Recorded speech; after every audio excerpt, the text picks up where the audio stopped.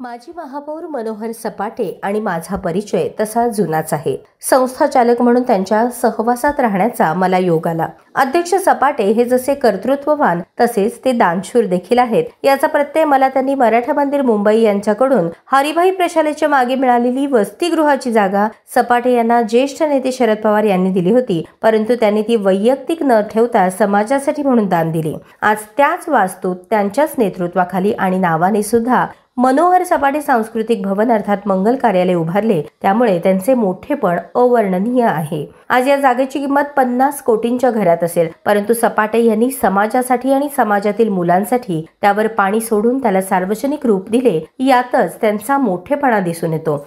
अर्थातच या कामी त्यांना या संस्थेत काम करणारे त्यावेळचे कैलासवासी चंद्रकांत येवले, मधुकर लोंढे, माजी प्राचार्य डॉक्टर अनिल बारबोले, प्राचार्य डॉक्टर मधुकर पवार, मुख्याध्यापिका सुजाता जुगदार, दीपक डुरे पाटील, प्राध्यापक संतोष गवळी, दत्ता सुतार, राजू कसबे यांच्यासारखे प्रामाणिक कर्मचारी यांची ही साथ तेवढीच मोलाची ठरली। त्यामुळेच आज ही देखणी वास्तू उभी आहे।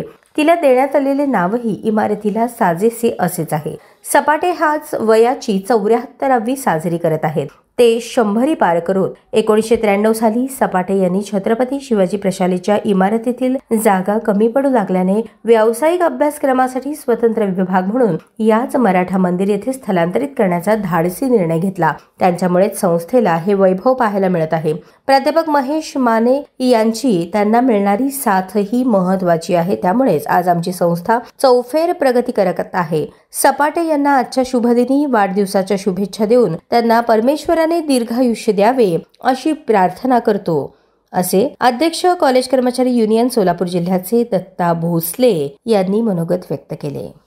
जनरल सेक्रेटरी मराठा समाज सेवा मंडळ सोलापूर, बाबासाहेब गावडे सांस्कृतिक भवन या नावाने हे सांस्कृतिक भवन या ठिकाणी बांधलेलं आहे। इथला रेल्वे लाईन्स मधला पत्ता आहे, हरिभाई देवकरण प्रशालेच्या पाठीमागचा, आणि 1000 लोकांची कॅपॅसिटी या याच्यामध्ये आहे। हे 3 मजले आहे। या ठिकाणी 40 रूम आहेत। 40 रूम राहण्यासाठी आहे। तिथं विद्यार्थ्याचं वसतिगृह आहे आणि शिवाय लोकांना निवासी राहता येईल, म्हणजे त्याच्यासाठी मंगल कार्यालयाच्या कामासाठी आल्यावर, सांस्कृतिक कामासाठी आल्यावर राहता येईल। मुलामुलींचं दोघांचं वसतिगृह आहे। एका टप्प्यावरती मुलांचं आहे आणि त्याच्यानंतर शेवटच्या टप्प्यावर मुलींचं वसतिगृह आहे। असं तो लक्षात येईल ते करतायत। आता मनोहर सपाटे नामकरण करणार, सांस्कृतिक भवन असं नामकरण करणार। सध्या त्याला होणार आहे उद्घाटन याचं। उद्या त्याला सपाटे साहेब आमचा वाढदिवस आहे, त्यामुळं आपण त्यानिमित्ताने त्याचं नामकरण करणार। समाजाची गरज अशी होती की गेल्या अनेक वर्षापासून दिग्गज मराठा समाज नेते या ठिकाणी मराठा समाजाच्या उद्धारासाठी किंवा बहुजन समाजाच्या उद्धारासाठी एक मंगल कार्यालय छानपैकी असावं, त्या दृष्टीने समाज मंडळामध्ये ठराव करून अशा पद्धतीचं मंगल कार्यालय बांधण्याचा संकल्प केला आणि आर्किटेक्ट अनिल पंदे यांनी हे दिलं होतं डिझाईन।